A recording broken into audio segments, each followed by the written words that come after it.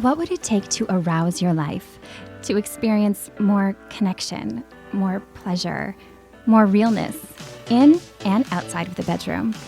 I'm August McLaughlin, and this is Girl Boner Radio.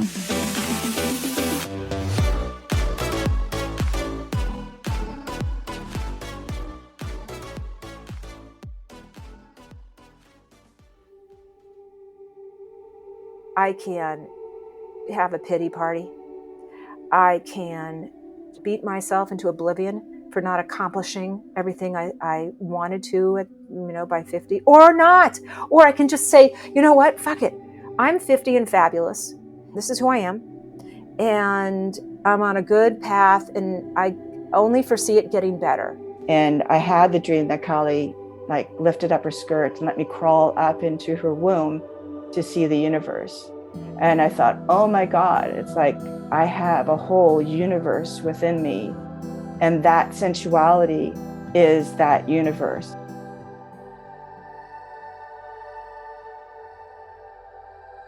Treva and CK. These two women make me excited to be in my 40s because of what my 50s and 60s might bring, especially when we've learned or worked hard to accept ourselves, our sexuality, and our desires. By the way, if you recognized CK's voice there, it may be because I originally released her story in February of last year. After speaking with Treva, I knew I wanted to share CK with you again. First, Treva's story.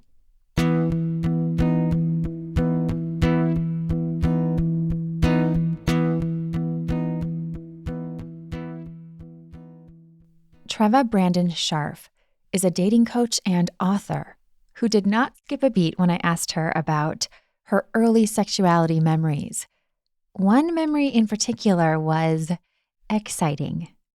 I remember having my first orgasm. I was 14. I lived with my mom. Parents were divorced. Only child, was dating, I don't know, a senior. We were just kind of rolling around on my mom's couch. She wasn't home, obviously. And I don't know what happened. And we were fully clothed. And I don't know what was going on down there, but something happened. And then I went, oh, yes, that's what this is. I like it. So there you go. Even without fully understanding what was involved there, that experience taught Treva some things about herself.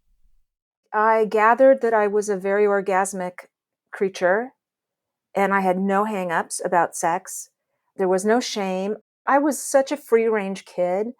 My mother wasn't exactly the most maternal kind of, let me tell you how it works, let me sit you down, birds and bees. It was just sort of like, I don't know, she went off to work, and then it was up to me to figure it out myself.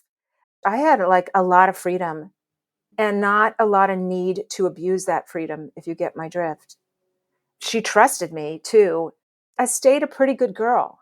I mean, don't get me wrong. I experimented. I got naked. I did things, my first BJ, 14. First time I got naked, 14. First orgasm, 14.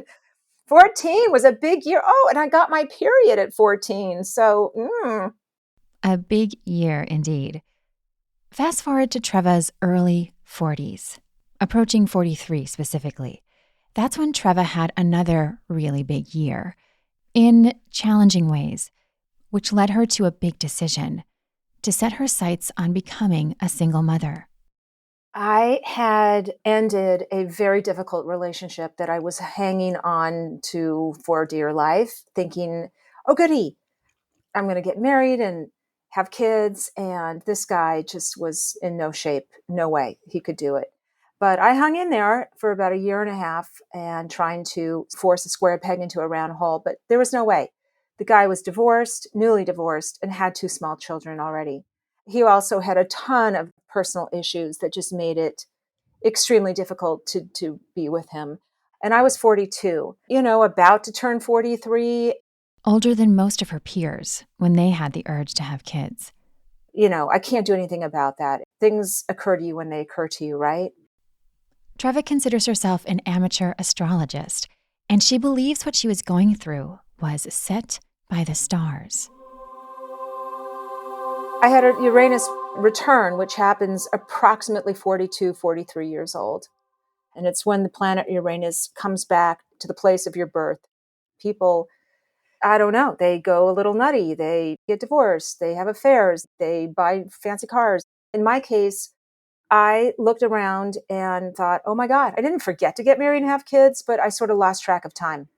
All of a sudden, I woke up, literally, don't ask why. My eyes flew open and I became painfully aware that time was ticking, that I probably had wasted a lot of time, and that I better get on it. I better get a move on. Treva did not hesitate. I didn't have time to freeze eggs. I didn't have time to find a guy. I did sort of a crash course on single motherhood by choice. I got myself up to speed as fast as I could in terms of research, and I got to work. I had just enough money to kind of start conservatively. I found some donor sperm because there was really nobody in the picture at the time, even a good friend that I wanted to do this with. I didn't want anybody coming back after a few years and wanting their kid or So I went for the unknown anonymous donation, got some sperm, and I think I did about 5 or 6 inseminations, which are the easiest and cheapest route. After the first one, I actually did get pregnant, but it was a chemical pregnancy, which kind of registers, but it won't last. And so I thought, okay, there's something down there and let's keep trying. Gave me a little bit of hope, just enough encouragement to keep trying. And I did.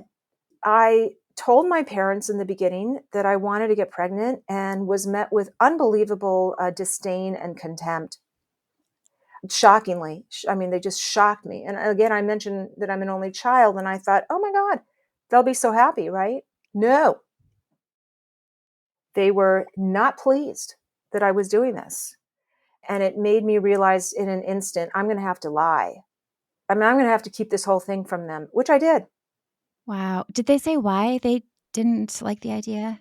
They were traditional, older. I don't know, something really freaked them out about it. They thought I was selfish. They thought I was misguided. They thought I was not thinking straight, but I was. Because if not now, when? If not me, who?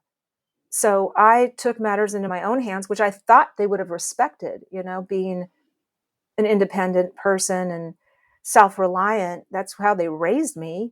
But no, they were not happy. I ended up keeping it a secret from them for the next 3.5 years. And as I continued along my journey, I got more and more desperate, and time was definitely ticking. And it just got cuckoo until I got to a point where I had really run out of resources and kind of sperm too, and money. Yeah, it's expensive. Yeah, it's very expensive. I did go the timed intercourse route. I did date during this time, believe it or not. I did have a few good Samaritans that I had sex with. And nope.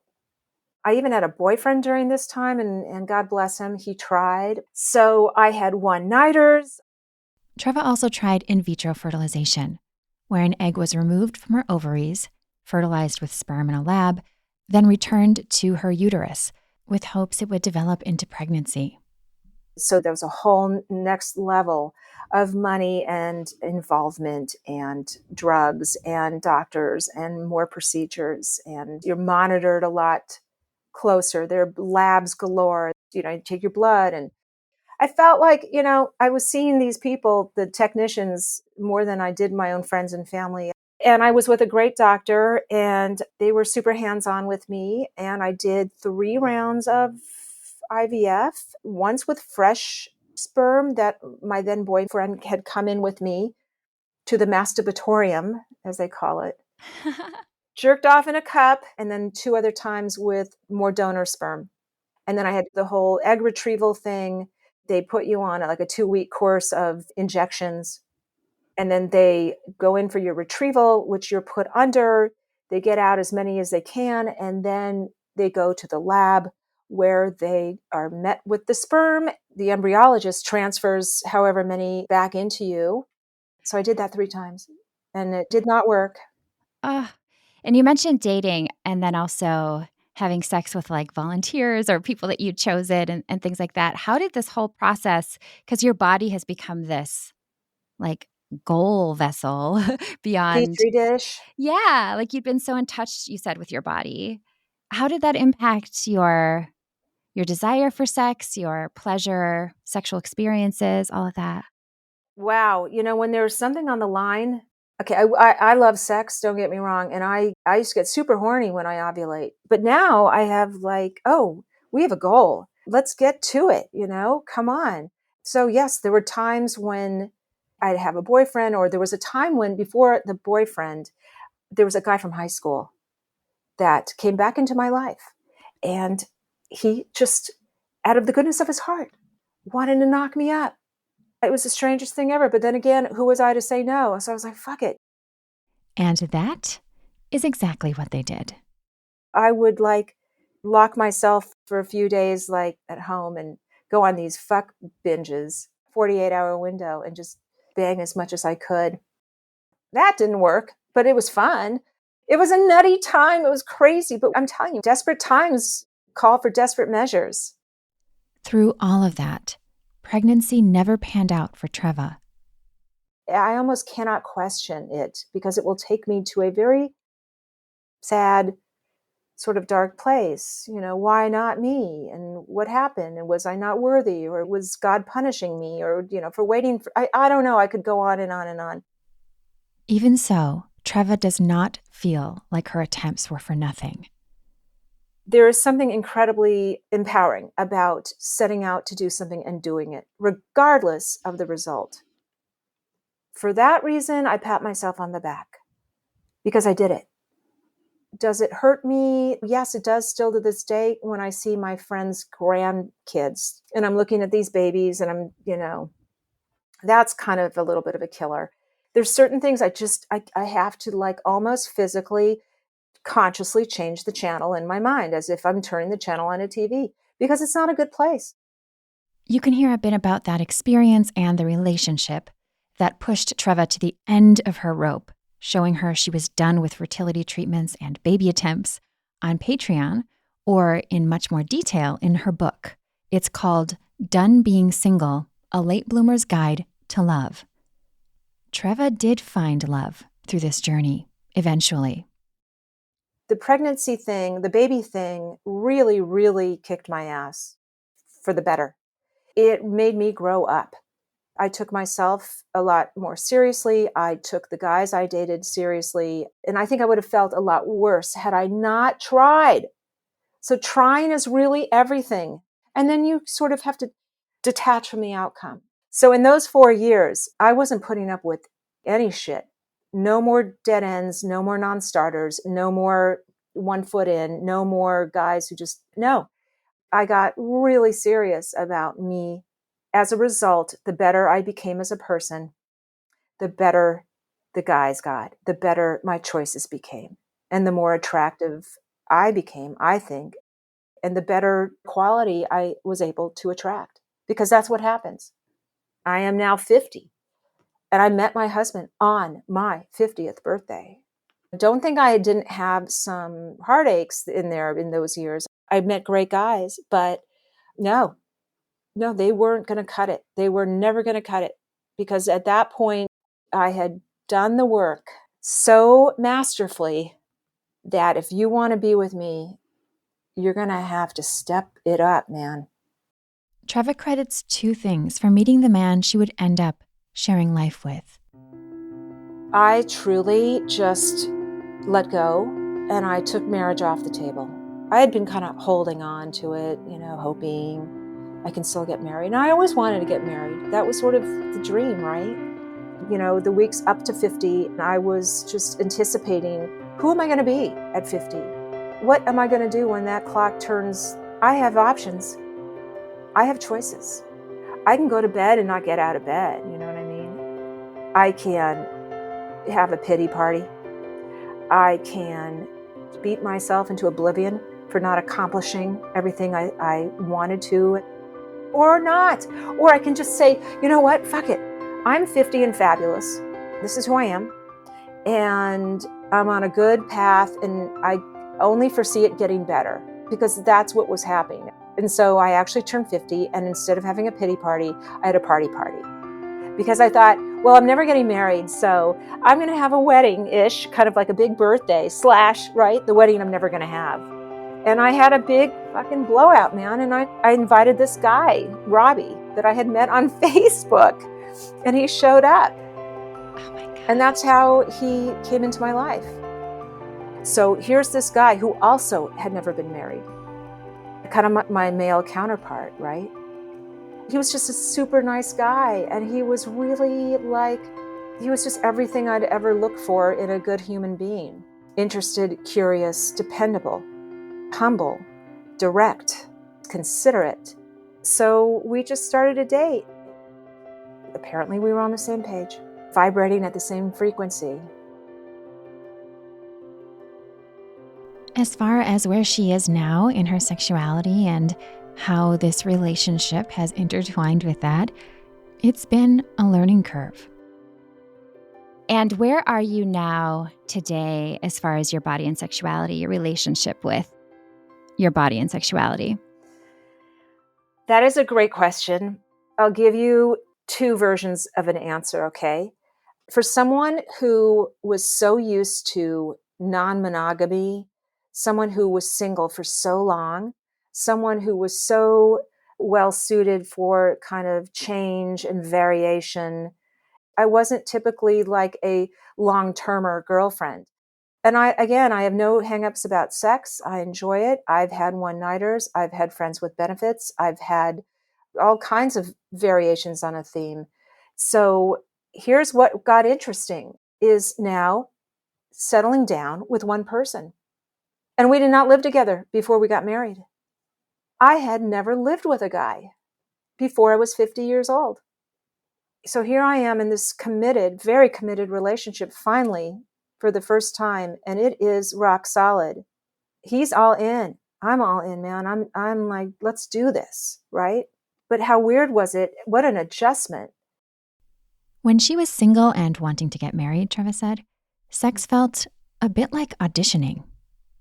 And it became like a little bit of, oh, I got to be hot and good to go all the time. And, the sex has got to be off the charts because I really, I want this to work. I want this relationship to work. And then it wouldn't work.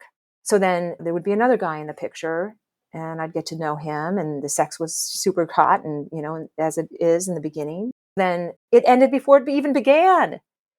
So I had a series of these kinds of non-starter, but we'd get into it and it would be great and hot and super passionate. And then boom, done.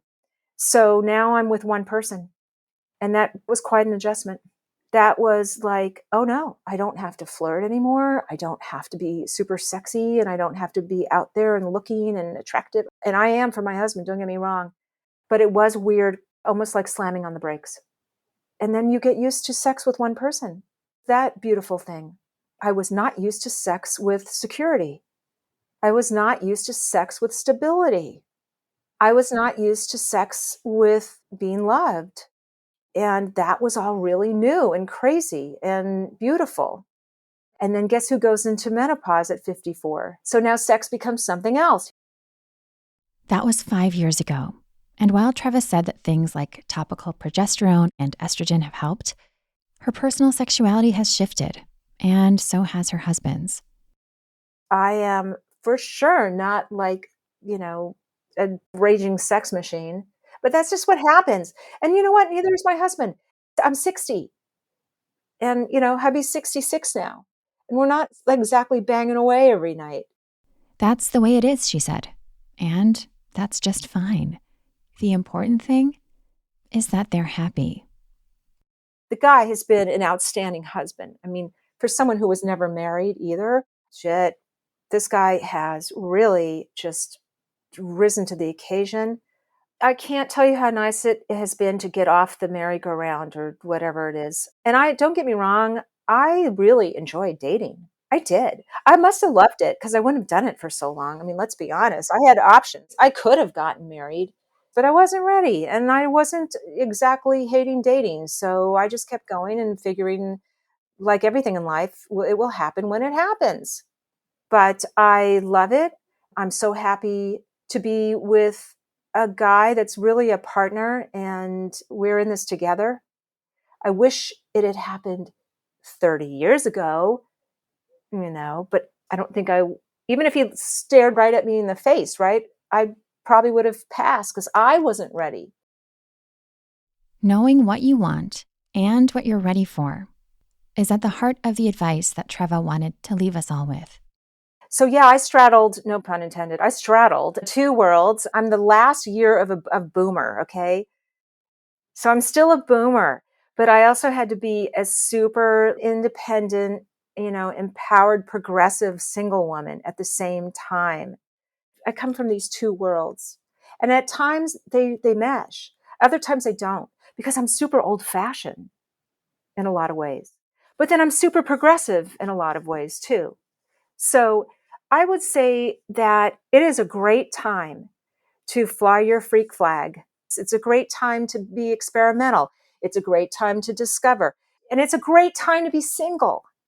But with that said, I just want to say something about following your heart and staying on the path of right action. Meaning that if you know what you want, don't fuck it up. If you know that marriage and committed relationship is what you want, there's all kinds of things you can do to make sure you get that. Stay on that path of right action. Honor your highest good. If you have a goal, you want what you want, really be intentional about it, whether it's marriage or whether it's just being a super kick-ass single person. Don't do anything that is going to sabotage or undermine yourself.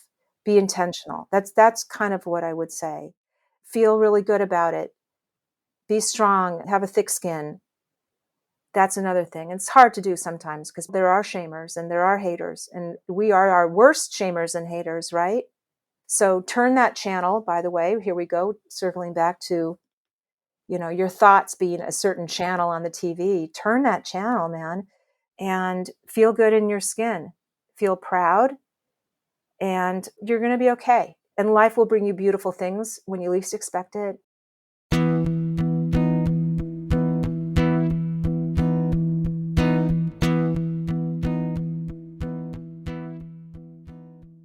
Speaking of birthdays and being in your 50s, the Pleasure Chest turns 52 this month. You can celebrate with free shipping. As they put it, your pleasure is the perfect present. So treat yourself to something nice. Whether you're looking for a wand or a clit toy, a cock ring, awesome lube, kink accessories, they have so much to offer. Check out their popular collections and get that free shipping at thepleasurechest.com. Again, that's the Pleasure Chest at thepleasurechest.com.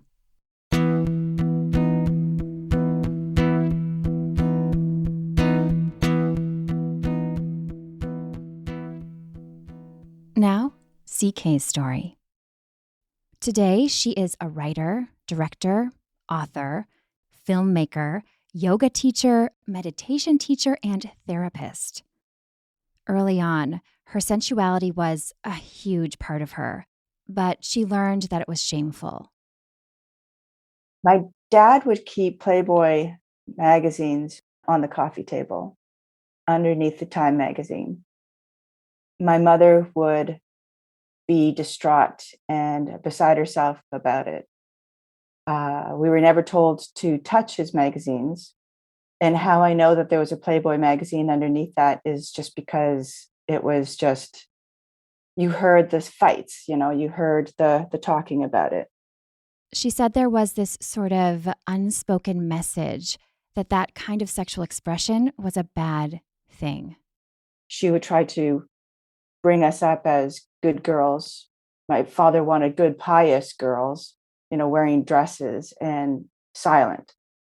Anything that kind of veered away from that kind of piety or that kind of good girl quality, we got a lot of shaming around it. I remember there was a time when I wore my favorite top. It was red. It had short sleeves. It had a turtleneck, but it had a zipper up the front. And I was 10 years old. And I think I had budding little boobs, little tiny, you know. And my mother came up to me in the front yard because I was in the front yard. And she came up to me because I had the zipper down. And she came up to me and she zipped that zipper up so fast that it caught a part of my neck, my skin. And she told me that good girls don't wear the zipper down because of the Playboy magazines and because of how the women dressed in the Playboy magazines in, cut off shorts or, that kind of stuff. My mother never allowed us to wear anything that resembled anything that would make us into the bad girls in the magazines. And so there was a lot of shaming around sexuality. Do you remember how that felt to hear those messages? I just felt very isolated. I felt, as a girl growing up, I felt very sensual. She loved dancing, running around without clothes on. And to be shunned because you feel that way is embarrassing, it's humiliating, it's confusing, and I felt very isolated.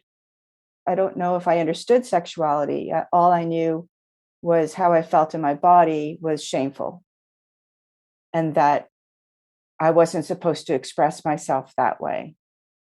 CK attended Catholic school, where the sex advice was essentially, don't do it. She remembers seeing abortion pictures, and the only thought she had about what sex might entail was that it would hurt. So she probably wouldn't want to do it. Eventually, she learned little bits here and there from friends and from older girls at her school. Then, at age 19, she had sex for the first time, and she realized it could actually be pretty wonderful. And then I couldn't get enough of it, much to his chagrin, because I just badgered him all the time. CK didn't know what sex was supposed to feel like, but she knew she loved what she felt. Between that exploration in her late teens and her sexual awakening in her mid-40s, the road felt pretty rocky. She went to university, had a boyfriend for about a year, a relationship that included the usual sex stuff, she said. But emotionally, the messaging she received early on was taking a toll. I was very withdrawn. I was very confused and angry. I was very angry at my whole family situation and how I grew up. I was angry at the fact that I went to the university at first because I didn't want to do that. I wanted to do something else, but I was forced to do that. And so having boyfriends, it was really hard for them because I was a hard person. On top of all of that, societal ideas about female sexuality crept, or more like whooshed in. She attracted a lot of attention from men, but only, it seemed, for romance and sex, based on ideas of who they wanted her to be versus a whole person. Back then, I was the kind of woman who had men all over me, like, claiming their love for me and their undying affection and undying love and wanting to be with me forever. And because of that, I grew colder and colder because I started to feel like I was an object of desire as opposed to a person that had a brain. I was in architecture and I had an aptitude towards it. And inevitably, I would have a guy befriending me, not because they liked my brain, but because they liked my body. And then when you find out that the person that you have been befriending sort of just wants you for that, you kind of get angrier because you lose the friendship one way or the other, At one point, in the middle of her university years, she moved into a house to live with fellow architecture students. She took over the room of a guy 1 year ahead of her who was about to leave for the summer. As he left, he claimed his undying affection and attraction towards me. And he says, I want your body. I want you. I want this. I want that. And because he kept on, days that kind of led up, I just said, fine, we'll have sex. And so we had sex. And then that was that. I never actually really talked to him again after that. My heart ached hearing CK describe that, especially after hearing about how connected she was to her sensuality as a kid, running around in her skivvies, dancing like no one saw. Where was the girl who felt so free in her body and who once loved sex? That kind of scenario unfolds for many folks, especially those of us reared as girls. CK felt torn between her innate desires that she didn't really know how to connect to in an authentic way and not wanting to be perpetually objectified. And maybe that was because of my upbringing, because I didn't want to be seen as a sexual being. I didn't want to be seen as the kind of person who was open that way. It's interesting because it sounds like you naturally, even growing up, had this like connection to what you perceived as your sensuality. You had this like fire in you and the sensuality in you. And then to feel so objectified all the time, that's such a hard combination. I mean, sometimes we want to be objectified, maybe by a partner, or like if you're performing in porn or something, then that's what you're supposed to do, right? But if people aren't seeing you as a person, you feel like a sex toy or something. That changes things. And I'm curious if that desire you had with your first boyfriend, were you able to maintain that or feel it again? Or did the anger and those frustrations and all the patriarchal crap push it down? Exactly. That's what actually happened. Mm.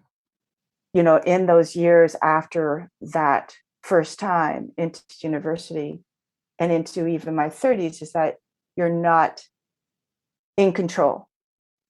You have a sense of your own sensuality, but everybody coming at you is misinterpreting it. And so you have no control over it because your sense of identity from an early age is very patriarchal and very controlled from a male gaze point of view. And so I was looking at myself from that point of view. So I used sex to a certain degree as a weapon, as a get out of my face kind of thing. Let me move on with my life. Yeah, okay. The sexual acts didn't mean much to me at that point in my life. It just became this thing, a means to an end. Boom, you're done, we're done, just move on. I always felt out of control in those moments.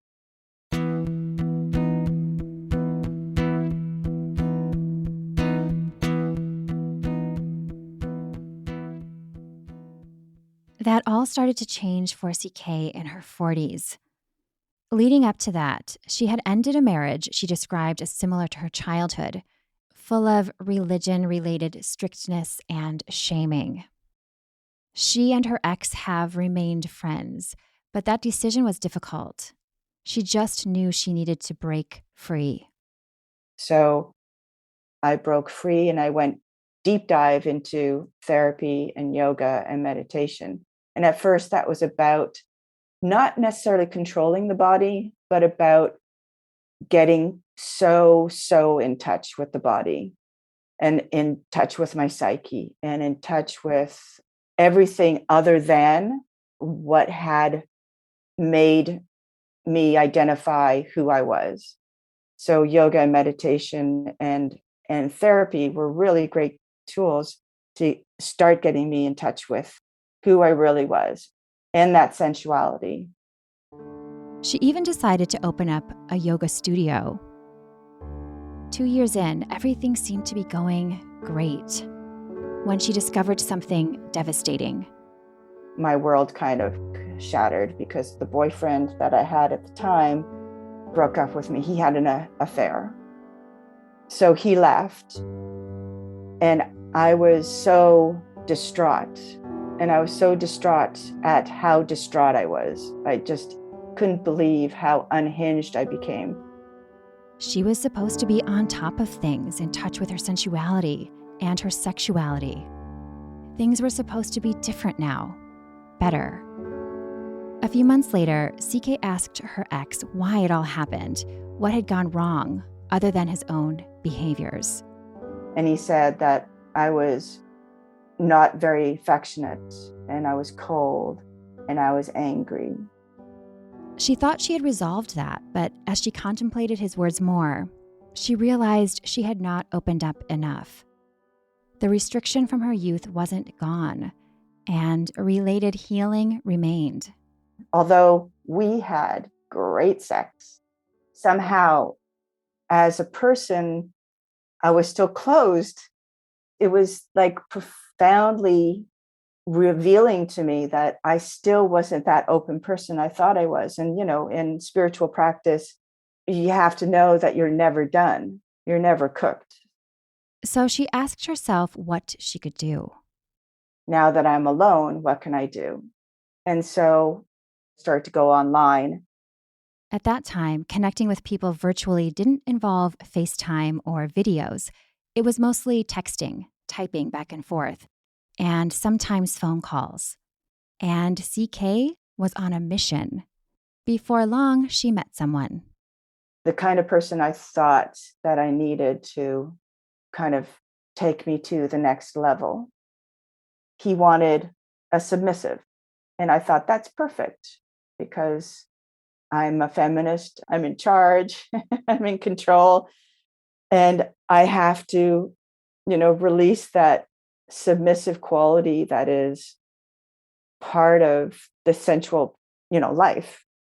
We would be talking and he would talk about stuff like we would have to do ass play because I'm into that. And he asked me to send him a picture. And so when I took the photograph, I made sure I hid, because I'm still doing that.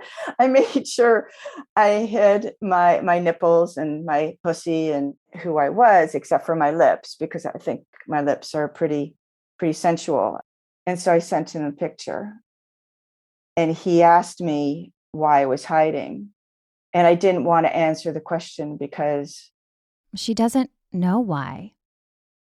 But she knew she was hiding. So they hung up. And I was thinking, am I a prude? Am I, what's going on? I didn't want to go to the places that he wanted me to go. And I thought, again, it's just another man telling me what I should be. And at that moment, I just kind of shed everything. In a story CK wrote about this experience called Dances in the Fire, she wrote, "If I could act this part, the part of a woman who is open to things, who is open about her desires, who even has desires, will I transform into a being who is about light and confidence and positivity? Is that what I will turn into? Is that the goal? I look into the mirror above the sink and wonder if it's big enough for all that."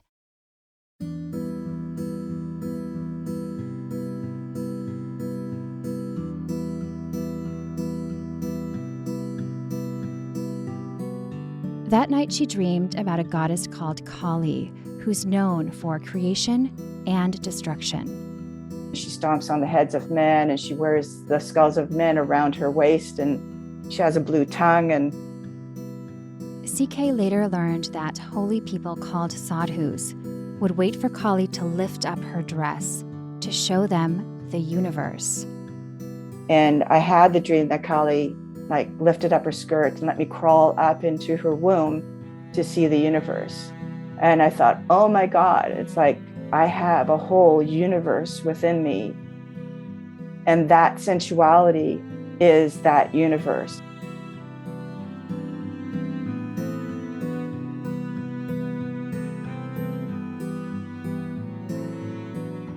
In her story, CK wrote that all of her training as a therapist and her study of yoga had been preparing her for that moment. She wrote that all of the fears, shame, and beliefs about her body she had absorbed turned into an energy.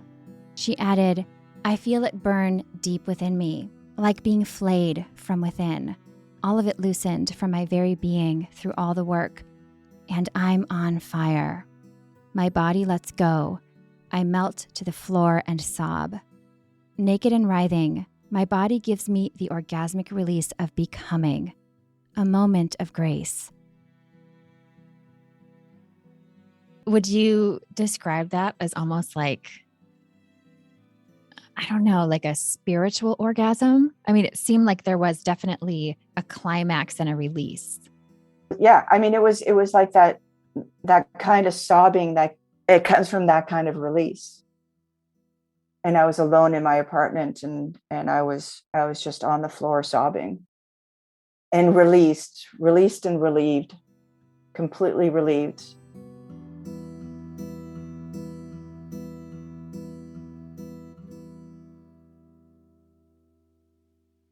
She said those feelings were also fleeting, but they left her with a kind of solidness in her body that she had not experienced before, a realness. Not long after, she got back together with her last boyfriend, who she remains with today. And the reason why is because I went to him so open and so raw and so just so open that he just couldn't believe the change in me. That change filtered into her work at the yoga studio too. For example, she started teaching students in ways that were more intimate. Less about the yoga and more about the heart. Sort of bring the sensuality into yoga and meditation and not leave it out. I was more open-armed. I was more vulnerable with them. It was just really remarkable.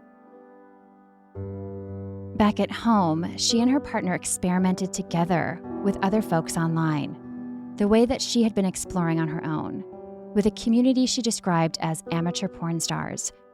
As a result, she and her boyfriend grew closer together, and they now share a more solid relationship.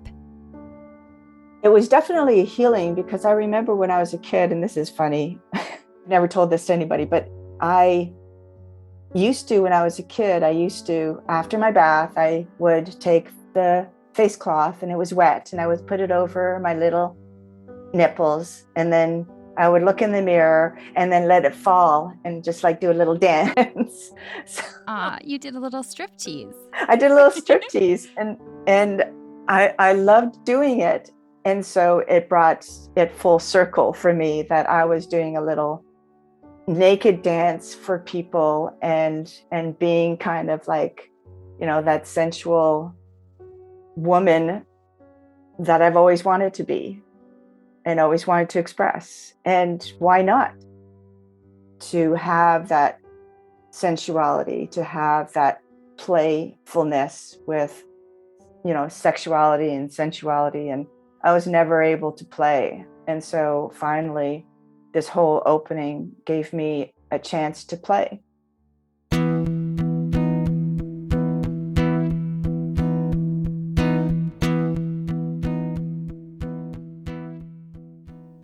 Find Treva Brandon Scharf's book, Done Being Single, A Late Bloomer's Guide to Love, most anywhere books are sold. You don't have to be single to read it, she said. It focuses a lot on personal growth and excellence. Treva described it as a masterclass in being a strong, empowered single person, a happy partner, or a content human being based on lessons she's learned through the decades. Learn more and download 2 free chapters at trevabrandonscharf.com. You can read CK's love story, Dances in the Fire, inspired by the experience you heard about today, in the anthology Midlife on Fire, Risky Business, Real Stories, Women Writers. She also has a new podcast, which I'm excited about. Find the Midlife on Fire podcast or apply to appear at restlessspiritproductions.com/midlife-on-fire-podcast. And if you're enjoying Girl Boner Radio, I would love it if you would text your friends about it, and if you would leave a rating and review on Apple Podcasts or in the iTunes store. For very occasional updates from me, and to make sure you stay in my loop, Sign up for my mailing list at augustmclaughlin.com. Thanks so much for listening.